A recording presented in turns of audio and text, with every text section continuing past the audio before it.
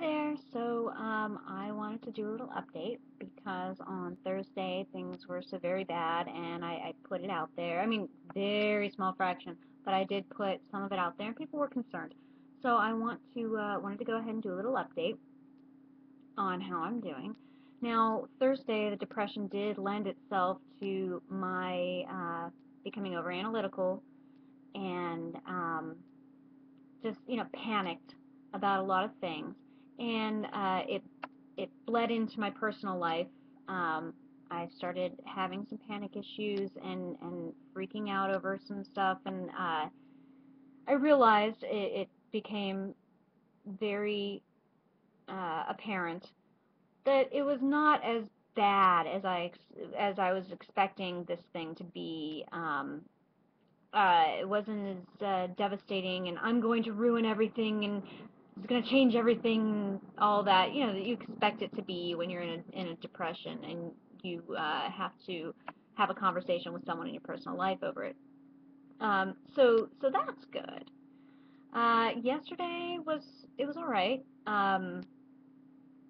I went to work, and work was fine.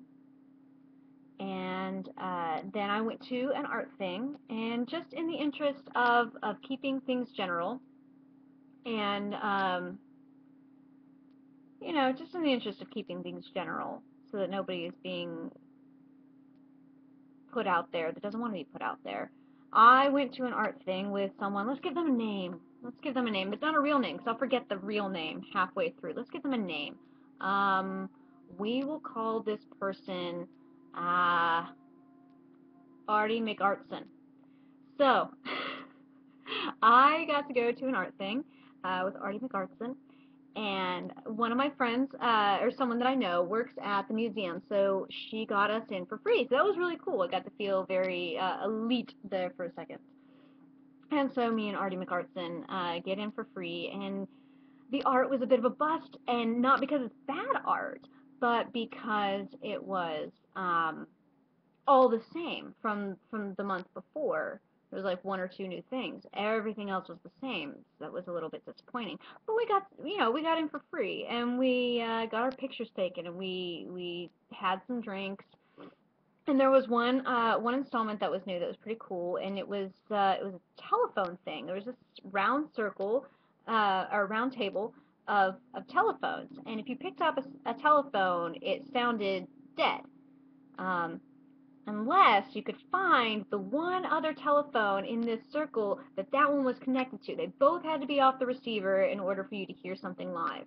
Um, so if you're like the only person in the room and you have the phone, you're like, oh, I don't get it. I don't get it. But once there's like a bunch of people in there picking up phones, uh, uh, suddenly someone will be like, oh my gosh, I can hear you. Hello? And then everybody gets so excited about trying to find out which phones are connected, and it was a lot of fun, actually. Me and Artie McArtson had a lot of fun playing with the phones. Spent a good long time in that room. At one point, we were sitting at opposite ends of the table, talking on our phones. It was so cool because we were having the kind of conversation that me and this person would normally have if we were standing really close to each other where other people couldn't hear us. But we're having it in this wide open room with all these other people far away from each other, but because we're talking into the phone, nobody else is listening. Um, so there's a little bit of danger to whatever it was that we could say, and yet it was perfectly fine, and it was really cool. It was a lot of fun. So that was fun. And then me and Artie McArtson decided to cut out. We had a good evening hanging out. It was lots of fun. And then, but ugh, one part about last night that was a bit of an issue was I didn't feel like felt like there was some kind of disconnect between me and Artie McArtson that isn't usually there. It some of the time felt like there was a lot of space, a lot of something in between the conversations we were having. Um, I felt awkward, and I don't know if that was just me. I don't know if Artie McArtson felt that same way, but I felt awkward and uncomfortable, and like Artie McArtson wasn't really wanting me to hang out anymore after the art thing. Um, and it started getting anxious about it. Me and Artie McArtson ended up hanging out for the evening, and it was a lot of fun. The feeling of not having this person want me around kind of dissipated throughout the evening. Um, Now today, I was hanging out with Artie McArtson again, and I was incredibly anxious, and I hid it horribly.